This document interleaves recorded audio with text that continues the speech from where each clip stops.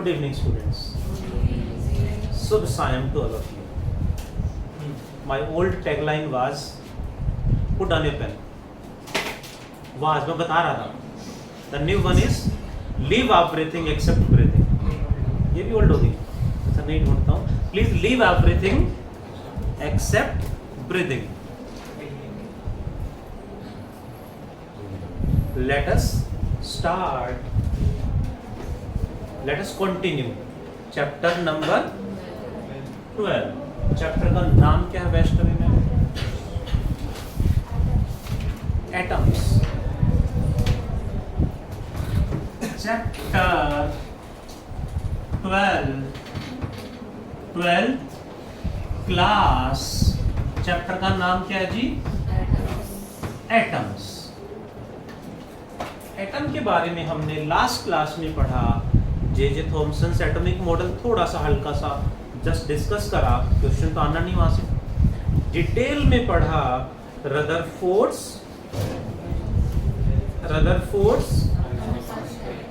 Alpha scattering experiment in detail. And one more thing, limitations, Rutherford atomic model, conclusions, observations, and the last one was distance of closest approach. आज का topic is Bohr's atomic model. Bohr's atomic model क्या है? That is also known as Bohr's postulates, और इसी को Bohr's atomic model भी बोलेंगे. Postulates को ही एटॉमिक मॉडल कहेंगे. आप सब ने पहले जरूर पढ़ा है chemistry 11 chapter 2 structure of atom में, बट डिटेल में डिस्कस करते हैं उसको. बोहर ने क्या कहा पढ़ें. फर्स्ट पॉइंट में बोहर ने कहा, रदरफोर्ड की स्टेटमेंट सही है. Most of the space in an atom is empty. Most of the space in an atom is empty. First sem जो रदरफोर्ड ने कहा वही इन्होंने कहा, लेकिन नाम रदरफोर्ड का आता है क्योंकि उन्होंने पहले दिया था. उसको इन्होंने वेरीफाई करा. Most of the space in an atom is empty. Second point में जो रदरफोर्ड ने कहा, इन्होंने भी वेरीफाई कहा. उन्होंने कहा सही है वो सेकेंड पॉइंट भी. सेकेंड पॉइंट में किसके बारे में बताया था गौरी? न्यूक्लियस के बारे में बताया था रदरफोर्ड ने. इन्होंने भी उसको वेरीफाई करा. तो नाम रदरफोर्ड का ही आता है, बट इसके पोस्टुलेट्स आ जाए तो हम लिखते हैं. क्या था सेकंड पॉइंट गौरी मैडम? क्या था न्यूक्लियस के बारे में? मुझे क्या पता. देखें जरा सेकंड पॉइंट में क्या लिखेंगे? An atom has central hard material, जिसे हम सेंट्रल हार्ड कोर कह देते हैं, कंटेनिंग कितना charge? containing how much charge? Entire positive charge. Entire का मतलब जी Arnav, entire means 100%. Positive charge यहीं पे है. एंड नैन्सी मैम मास कितना? 99.98% mass of atom. An atom has central hard core जिसमें सारा पॉजिटिव चार्ज है, and 99.98% mass of atom. It has named और called, क्या नाम दिया इन्होंने? Nucleus. Named nucleus. Second point Bohr's के पोस्टुलेट्स में लिख रहे हैं, बट ये एग्जैक्टली रदरफोर्ड ने दिया था. बट बोहर में भी हमें ध्यान रखना है, आता है तो लिखना है. थर्ड पॉइंट पे चलते हैं. थर्ड पॉइंट पे रदरफोर्ड फेल हो गए थे। थर्ड पॉइंट पे रदरफोर्ड ने क्या कहा था? Electrons revolve around the nucleus along circular path. अच्छा जी, क्वेश्चन पूछा रदरफोर्ड से, कहाँ रिवॉल्व करेंगे, क्यों रिवॉल्व करेंगे, उनकी रेडियस क्या होगी, उनकी स्पीड क्या होगी, उनका टाइम पीरियड ऑफ रेवोल्यूशन क्या होगा, नहीं बता पाए। बोहर ने इस थर्ड पॉइंट को बहुत ज्यादा डिटेल में एक्सप्लेन करा और वो आज भी वेरीफाइड है। आज भी लेटेस्ट रिसर्च बहुत हैं, बट थर्ड पॉइंट इन्होंने जो कहा वो आज भी वेरीफाइड है, हजारों बार सही है। इन्होंने सारी डिटेल बताई कि इलेक्ट्रॉन कहाँ होगा, उसकी रेडियस क्या होगी, उसकी फ्रीक्वेंसी क्या होगी, उसका टाइम पीरियड क्या होगा, everything he had explained, calculated, theoretically, experimentally. देखें जरा, थर्ड पॉइंट बोहर का है, ये दोनों पॉइंट रदरफोर्ड के हैं। थर्ड पॉइंट बोहर का अपना है, रदरफोर्ड फेल हो गए थे यहाँ पर। तो यहाँ ये मेन पॉइंट है। इन्होंने कहा electrons revolve along around the nucleus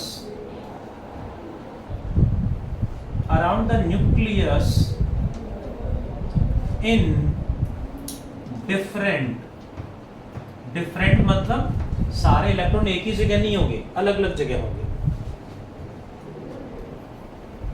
definite मतलब जो डिफरेंट जगह हैं जहां इलेक्ट्रॉन होंगे वो फिक्स हैं, अपनी मर्जी से कहीं भी नहीं हो सकता इलेक्ट्रॉन, फिक्स है वो, डेफिनेट है, वहीं हो सकते हैं बस। डेफिनेट, परमिटेड, और जो डेफिनेट प्लेसेस हैं वो परमिटेड हैं, वहीं होंगे और कहीं नहीं हो सकते। Permitted, non radiating.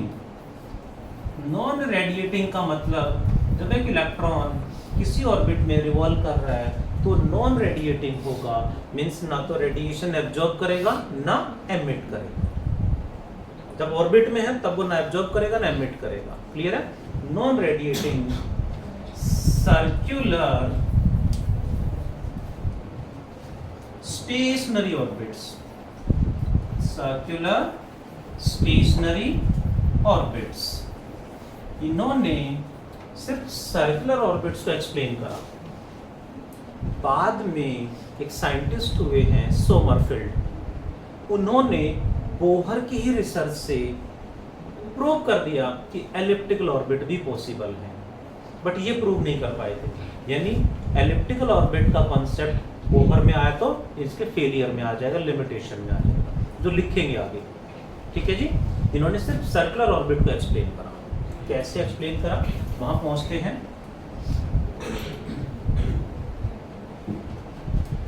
Fourth point is, किसी ऑर्बिट में होगा तो नॉन रेडिएटिंग है, मतलब रेडिएशन ना एब्जॉर्ब करेगा ना एब्जॉर्ब करेगा, ना एमिट करेगा ना एमिट, एब्जॉर्ब भी नहीं करेगा एमिट भी नहीं करेगा। एब्जॉर्ब या एमिट हो गया तो फिर ऑर्बिट में नहीं रहेगा। ऑर्बिट में यदि एनर्जी एब्जॉर्ब या एमिट होगी तो फिर ऑर्बिट में नहीं रुकेगा। मींस नेक्स्ट पॉइंट में है electron jumps from inner to outer orbit। कब होगा ऐसा?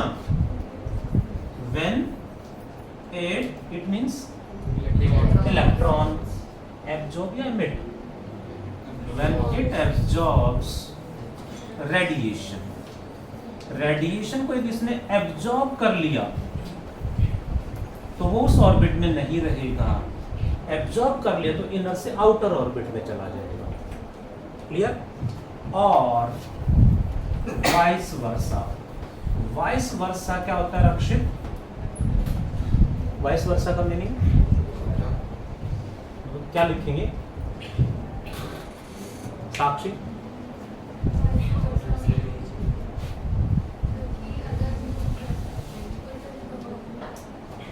यस इसका अपोजिट, जब इलेक्ट्रॉन आउटर से इनर के अंदर जाएगा, जब वो एनर्जी वो रेडिएशन रिलीज करेगा। Vice versa means electron jumps from outer to inner orbit when emits radiation. Absorb करा तो इनर से आउटर में जाएगा, और वाइस वर्सा मींस एमिट करा तो आउटर से इनर में आ जाएगा। Is that clear? अब क्वेश्चन आया, एब्जॉर्ब करता है या एमिट करता है तो कितनी एनर्जी एब्जॉर्ब या एमिट करेगा? That is our next point number 5। Energy absorb और emitted, energy absorbed or emitted is always equals to energy of outer orbit minus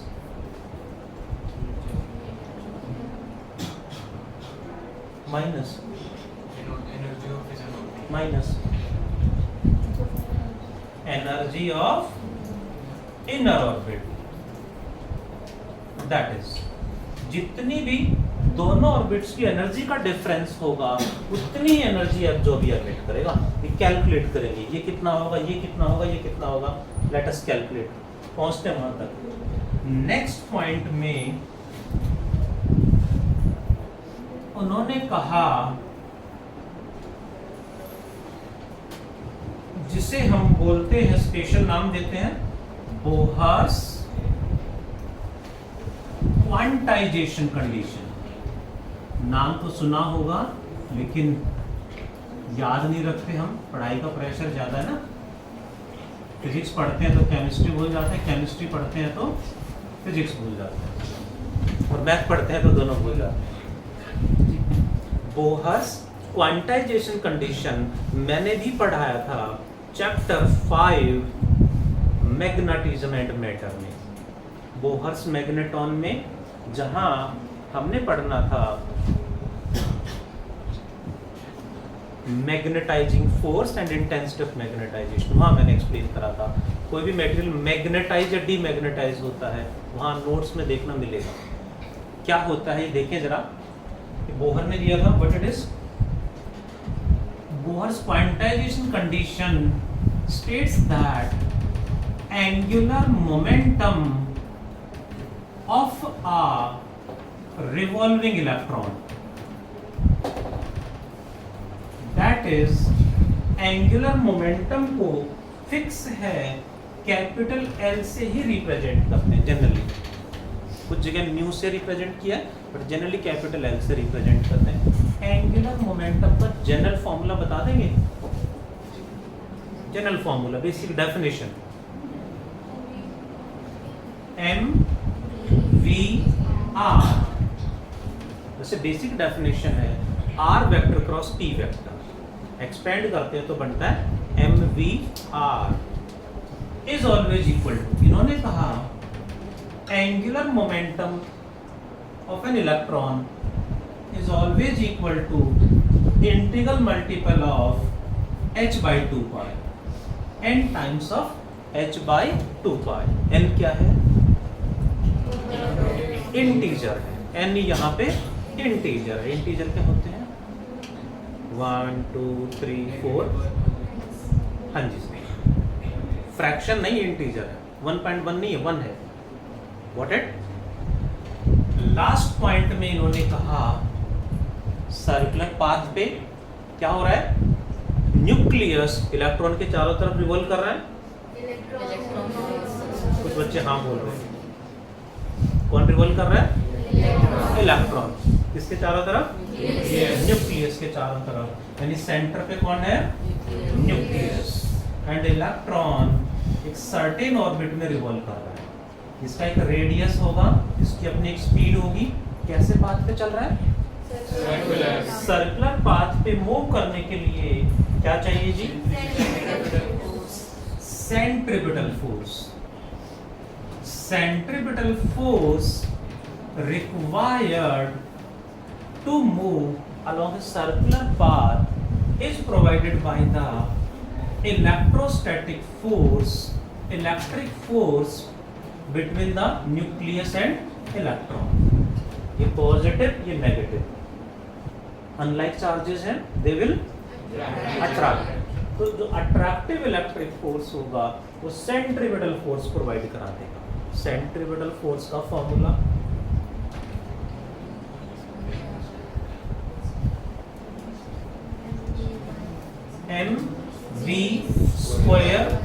bye R. Electrostatic force का formula Aryan, Coulomb's low,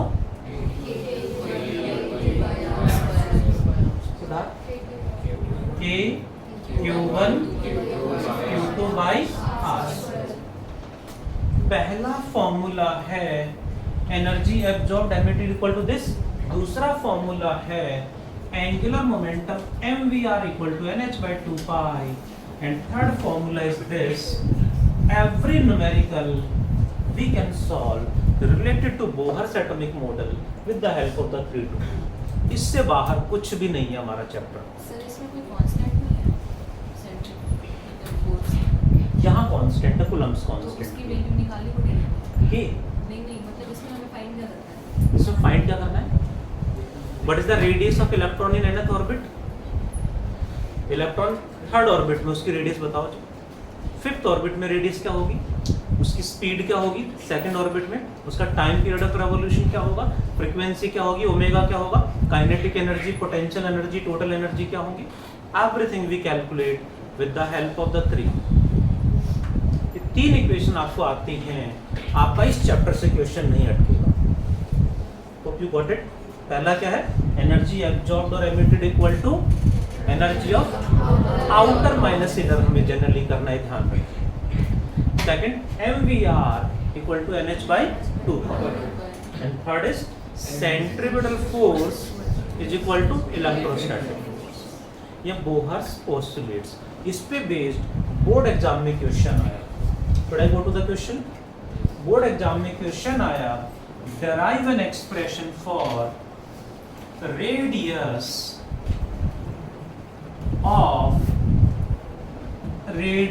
of nth orbit of electron। nth orbit की radius कैसे निकालोगे? करें derive। वही तीनों में से हमने यहां 2 इक्वेशन लगानी है, सेकंड एंड थर्ड। पहली इक्वेशन क्या लगा दें, according to Bohr's quantization condition. Are you listening? According to Bohr's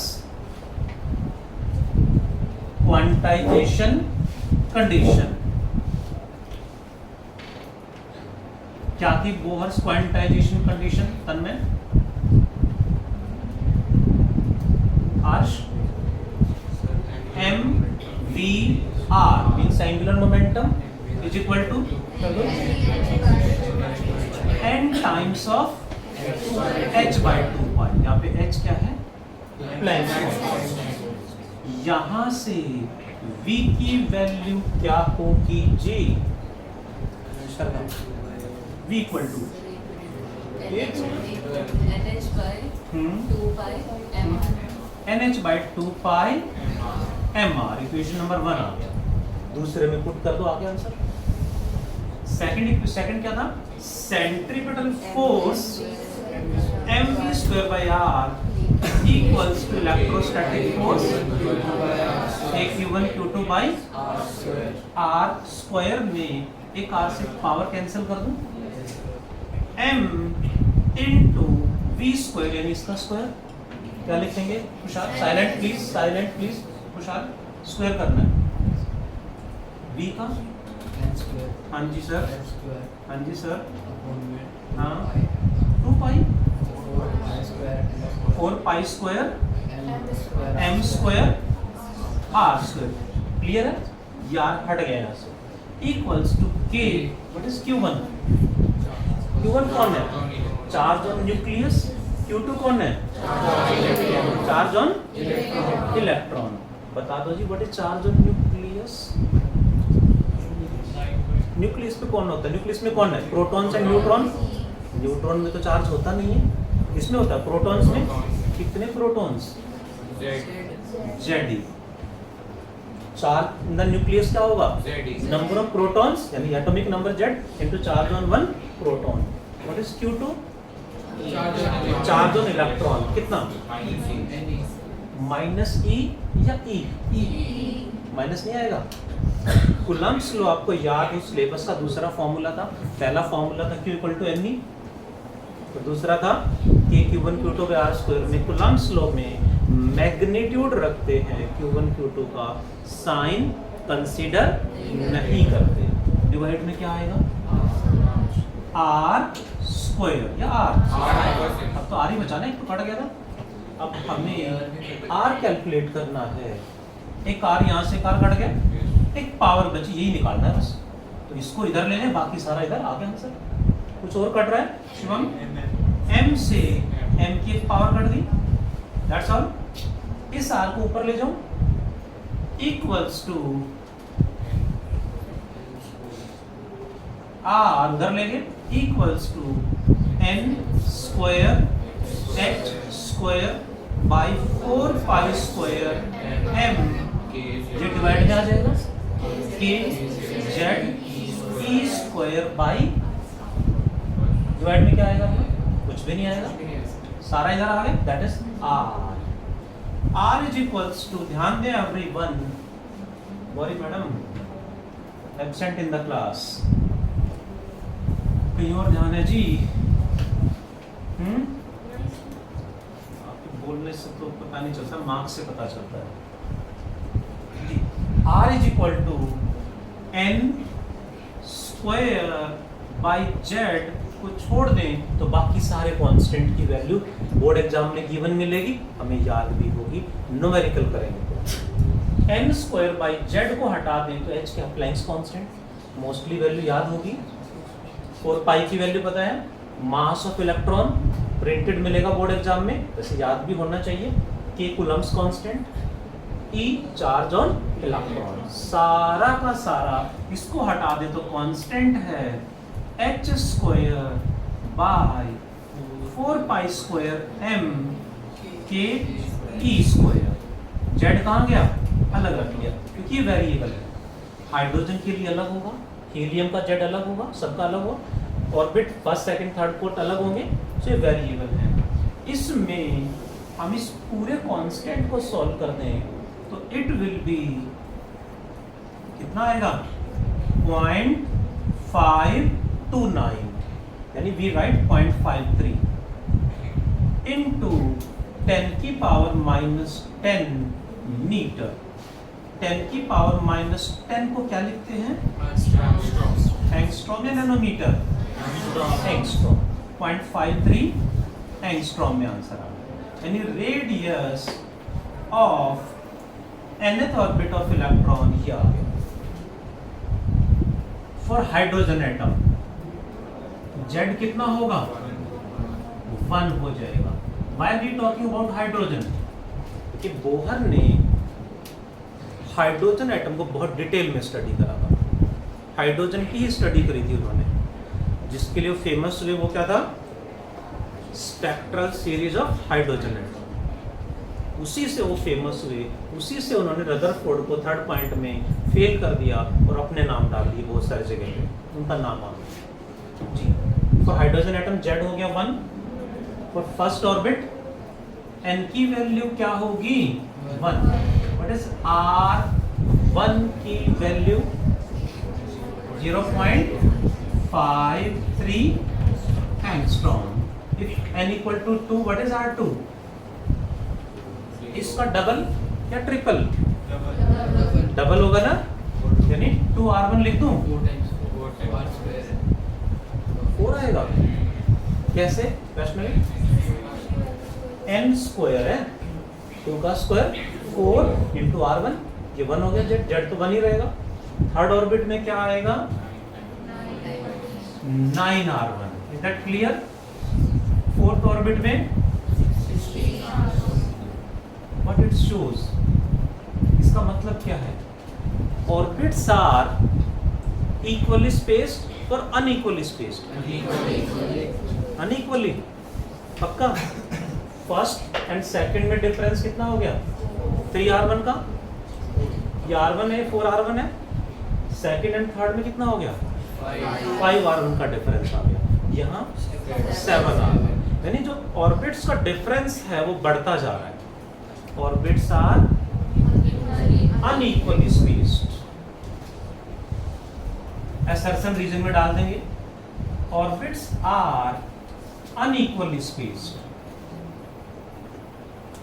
तो मेनली हम थोड़ा सा ज़्यादा फोकस रखते हैं इस पे, ये पॉइंट मिस कर जाते हैं और ये असर्शन रीजन में डाल देते हैं। नेक्स्ट वन क्वेश्चन एग्जाम में आया, velocity of electron in nth orbit calculate करेंगे। उससे पहले इसकी बात करते हैं। पहला और दूसरा पॉइंट रदरफोर्ड के सेम थे, क्या थे? Most of the space is empty. Second point में न्यूक्लियस को डिफाइन करा। थर्ड पॉइंट रदरफोर्ड का नहीं, थर्ड पॉइंट बोहर का है। बाकी सारे बोहर के, third, fourth, fifth, six, seven. Third में क्या था? Definite permitted non radiating orbits में रिवॉल्व करेंगे। फोर्थ में इनर से आउटर में गया तो एब्जॉर्ब करेगा, और वाइस वर्सा का मतलब रिया इनर टू आउटर आएगा, आउटर टू इनर आएगा तो एमिट करेगा। क्लियर है? नेक्स्ट पॉइंट में कितनी एनर्जी एब्जॉर्ब्ड या emitted is equal to, Sahil? Energy absorbed और emitted equal to energy of outer minus inner. Next quantization condition, MVR is NH/2π and last is centrifugal force equal to electrostatic force. Do fast everyone. फिर कुछ और numericals करेंगे। ठीक है जरा please. If we are 100% involved in writing, तो हो जाना चाहिए complete. These are the 7 points. इनमें are you present on the board? Third point में जो काफी टिपिकल लैंग्वेज यूज हुई है, उस थर्ड पॉइंट को ही एक्सप्लेन कर रहे हैं। 4, 5, 6, 7 चारों पॉइंट्स थर्ड के ही सब पार्ट है एक तरह से। कहाँ होंगे, नॉन रेडिएटिंग क्यों होंगे, वो सारा एक्सप्लेन कर रहा है। इसी की हेल्प से हमने कैलकुलेट करा radius of nth orbit of electron. The next one is, next क्या पूछेंगे जी? Velocity. velocity of electron in nth orbit. Velocity of electron in nth orbit के लिए what we do? Same steps वही दोनों। R आ गया हमारा, R की value यहाँ पुट कर दो। वेलोसिटी के फॉर्मूले में R की ये वैल्यू पुट करेंगे हम। What we got? Equation first becomes V equals to NH by 2 pi m into R, NH by 2 pi m into R की value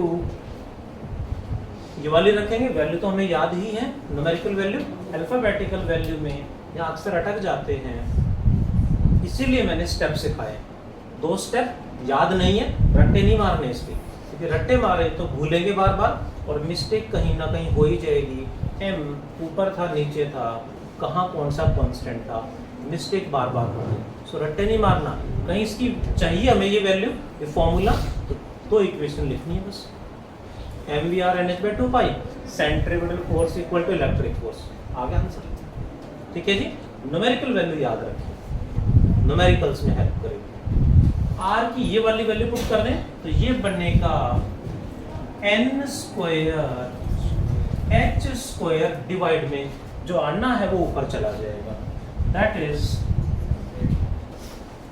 z into 4 pi square m k e square equals to z by n into, इसमें देखें तो n से एक power बढ़ गई, एक power बचेगी, h से भी h की एक पावर बढ़ गई, m से m कैंसिल हो गया, 2 पाई से पाई की एक पावर 2 पे कट जाएगा। That's all. तो बचा z बाई n की एक पावर इनटू, तो रिमेनिंग है सारा कांस्टेंट है। क्या बचा है जी? ऊपर है 2 पाई k e स्क्वायर डिवाइड में ओनली h, बाकी सारा कट गया। हाँ जी,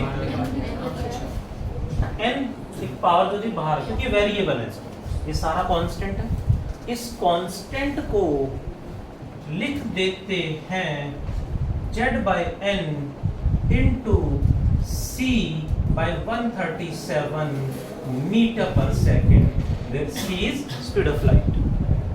c is speed of light. One more thing, इस कांस्टेंट को जनरली इस कांस्टेंट को नाम देते हैं,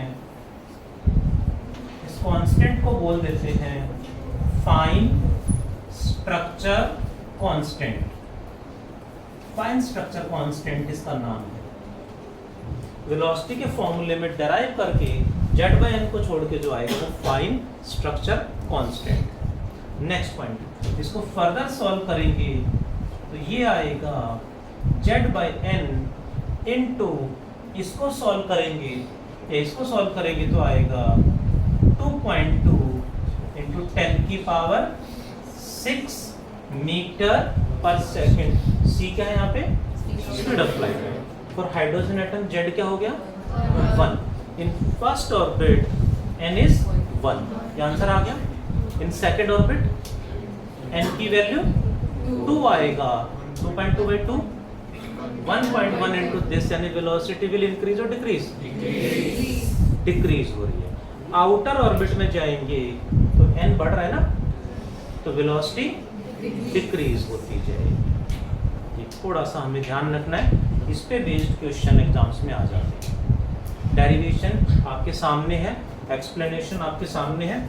इसी में हमसे पूछेंगे time period of revolution. Time period of revolution, time का फॉर्मूला बताओ जी। Distance divided by speed, distance upon speed. What is distance covered in 1 revolution? Priya ma'am, Khushi, Yashika, एक रेवोल्यूशन में कितना डिस्टेंस कवर होगा? इक्वल टू सर्कमफ्रेंस कितना? 2πr। क्लियर है? Divided by speed v, t equals to 2π into r की value हमने अभी calculate करी थी, दैट वाज कितना? n स्क्वायर बाय z, यही था, इंटू 0.533 इंटू 10 की पावर -10 डिवाइड बाय वेलोसिटी भी हमने अभी कैलकुलेट करा था, क्या था? z/n इंटू 2.2 इंटू 10 की पावर 6 मीटर पर सेकेंड। फर्दर इसे सॉल्व करें तो n क्यूब आएगा, n स्क्वायर, यस, क्यूब कैसे? एक n ये जाएगा, n cube divide by z square into बाकी सारा कांस्टेंट है। पाई की वैल्यू 22/7 और सिंपल वैल्यूज हैं, सॉल्व कर सकते हैं। यहाँ वैल्यू क्या है ये नहीं, बोर्ड एग्जाम में क्वेश्चन आया, show that time period of revolution is directly proportional two cube of the number of orbit. हालांकि अपॉन z स्क्वायर भी आ रहा है इसमें, ये भी कर सकते हैं, आ जाए तो ये भी कर सकते हैं, बट एग्जाम में जो क्वेश्चन आया है वो ये आया है। हो गया clear? That is time period of revolution. Frequency कैसे कैलकुलेट करोगे? हर्ष,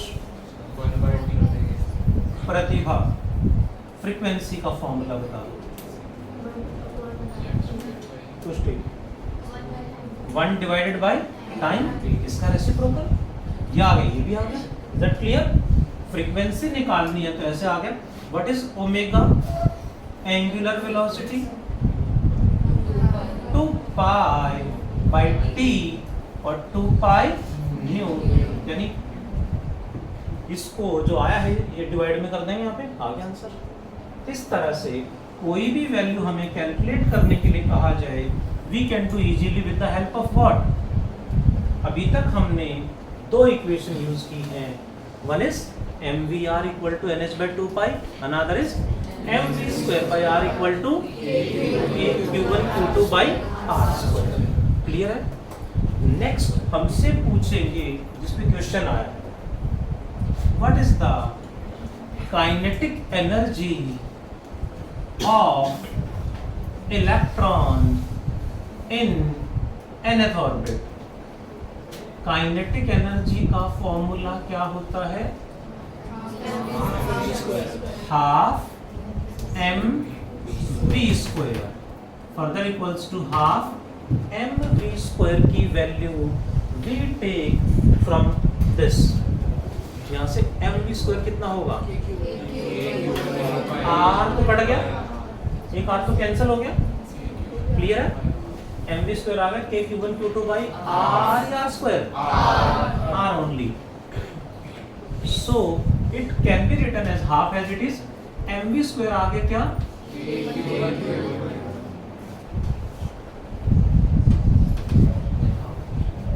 हाँ या ना? ना। हाँ, कहाँ देखा था हमने? यहाँ पे देखा, mv r कट गया, एक वही तो लिखा है यहाँ पे, r कट गया, mv² इक्वल टू दिस, और ये क्या आएगा? k ze into e by r। Clear है? सो बात वही है, क्या आ गया? Half k ze² by r। What is electric potential energy represented by हमेशा कैपिटल E, पोटेंशियल एनर्जी हमेशा capital E of electron in nth orbit. Potential energy का formula क्या था जी? बताएगा कोई? k q1 q2 by r ही आएगा। Coulomb's law में force में r² है, पोटेंशियल एनर्जी में ओनली r। चैप्टर 2 में हमने पढ़ा था। k q1 कौन है? चार्ज ऑन न्यूक्लियस, कितना? What is q2? Charge on electron, e या माइनस e? माइनस आएगा। अब क्वेश्चन अभी वो कह रहे आपने अभी तो कहा था, चैप्टर 2 के भी रिकॉर्डेड लेक्चर हैं, वहां देखे कहा था नहीं कहा था। ठीक है? Watch, like, share, subscribe and comment please. अब क्वेश्चन आता है, कहाँ ध्यान रखेंगे, कहाँ साइन लगाना, कहाँ साइन नहीं लगाना? तो should take care, scalar quantity कोई भी आ गई, स्केलर क्वांटिटी कोई भी हो, charge must be taken with sign, charge must be taken with sign. ध्यान रहेगा। वेक्टर्स में मोस्टली मैग्नीट्यूड लेते हैं, साइन नहीं लेते, बट कहीं डायरेक्शन भी साथ में चाहिए तो माइनस लगा देते हैं। बट स्केलर में sign must be taken. Scalar quantity मतलब potential difference, voltage, EMF, work done, potential energy, जो भी स्केलर होंगे सब में साइन रखना पड़ेगा। चलो आगे। तो क्या बन गया जी? Minus k ze² by r। What about total energy? दोनों को ऐड कर देते हैं। Total energy of electron in nth orbit, क्या कर दें? काइनेटिक प्लस पोटेंशियल ऐड करेंगे, तो दोनों को ऐड करेंगे तो क्या आंसर आना चाहिए? Minus k ze² by r या 2r? 2 आएगा पक्का, क्योंकि दोनों में k ze² by r common ले लें तो क्या बचा? हाफ -1 यानी -हाफ। दिस इज यानी this can be written as negative of kinetic energy, can also be written as potential energy का हाफ या डबल? देख लो, हाफ आएगा। यस, क्यों? क्योंकि पोटेंशियल एनर्जी ये है, इसमें से -k ze² by r हो गया पोटेंशियल एनर्जी, तो बच गया एच डी से, इसी के इक्वल होना चाहिए ना। ये तीनों का आपस में relation, that is total energy. For थोड़ा सा इसको फर्दर एक्सपेंड करें, total energy equal to minus K Z E square by R की वैल्यू क्या थी जी, N square by Z into 0.53 into 10 की पावर माइनस।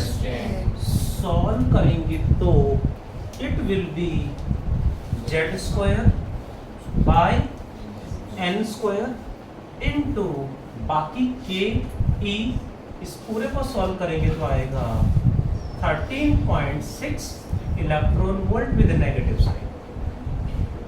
ये इलेक्ट्रॉन वोल्ट में मैंने इसलिए लिख दी, मोस्टली न्यूमेरिकल्स में यानी हर जगह आपको एनर्जी इलेक्ट्रॉन वोल्ट में ही मिलेगी ज्यादातर। Got it? सर याद करते हैं, याद करोगे तो भूलोगे, मैं याद करने के लिए कहता ही नहीं, याद नहीं करना होता कुछ, आप करते हो याद? कितने इंटेलिजेंट बच्चे, तभी तो मार्क्स ज्यादा आ रहे हैं। याद करना चाहिए बट इस तरह से नहीं कि उसके रट्टे मारे, उसको समझ के उसकी प्रैक्टिस करनी चाहिए, पेन चलाना चाहिए। न्यूमेरिकल अटेम्प्ट कर लो किसी भी टॉपिक पे 2-3, अपने आप याद रहेगा। Please, for hydrogen atom what is the value of Z? Z is equal to 1. In first orbit, n is 1. What is energy of electron in first orbit? Minus 13.6 electron volt. If n is equal to 2, क्या बनेगा Shivansh? Minus 13.6 divided by 2 या 4? By 4 square आ रहा है, 4 से divide करना आता होगा, कितना आएगा? Minus 3.4 electron volt. In third orbit divide by 9 करेंगे तो क्या आएगा जी? Minus 1.51। In fourth orbit divide by 16 हो जाएगा, यहाँ अटक जाएंगे ना, 16 का टेबल तो आता है, मना करो यार। Minus 0.85 electron volt. एन की वैल्यू 5 पुट कर दें तो माइनस 13.6 डिवाइड बाय 5 का स्क्वायर 25, ये आएगा माइनस 0.54 इलेक्ट्रॉन वोल्ट। मैंने क्यों सॉल्व करा? बिकॉज जब हम न्यूमेरिकल करेंगे, बोर्ड के PYQs करेंगे, तो 5 ऑर्बिट्स की एनर्जी आपके टिप्स पे हो जाएगी और अपने आप याद हो जाएगी, क्योंकि mostly numericals, more than 90% numericals in 5 orbit पे ही घुमा फिरा के पूछेंगे आपसे। इन्हीं में क्वेश्चन मिलेंगे आपको सारे के सारे। तो ये ऑटोमेटिकली न्यूमेरिकल करेंगे तो याद हो जाएगी, रट्टे मारेंगे तो भूलेंगे। We had started with Bohr's atomic model यानी बोहर्स पोस्टुलेट्स। 1-2 पॉइंट रदरफोर्ड के थे सेम, 3, 4, 5, 6, 7 बोहर के थे। उनमें मेन जो फॉर्मूले बन रहे थे यार, एनर्जी वाला फॉर्मूला, इसको नेक्स्ट क्लास में पढ़ेंगे डिटेल में। एनर्जी आ गई, अब इसको सॉल्व करेंगे। Angular momentum quantization and centripetal force equal to electric force. इस पे बेस्ड बोर्ड एग्जाम में जो जो क्वेश्चन पूछे गए हैं वही मैंने कराए हैं। टाइम की रेडियस कैसे निकालेंगे, वेलोसिटी कैसे निकालेंगे, ये प्रूफ पूछे गए एग्जाम्स में। टाइम पीरियड प्रूव करके बताओ कि ये आएगा, इस तरह से करना है। एनर्जी पे बेस्ड ऐसे तो क्वेश्चन नहीं आया, इन पे बेस्ड क्वेश्चन आया है। ठीक है जी, that is basic concept behind Bohr's atomic model. Do fast everyone, note down करें जल्दी से, till that let me mark HW। जल्दी से नोट डाउन करें, अभी क्लास ओवर नहीं हुई है।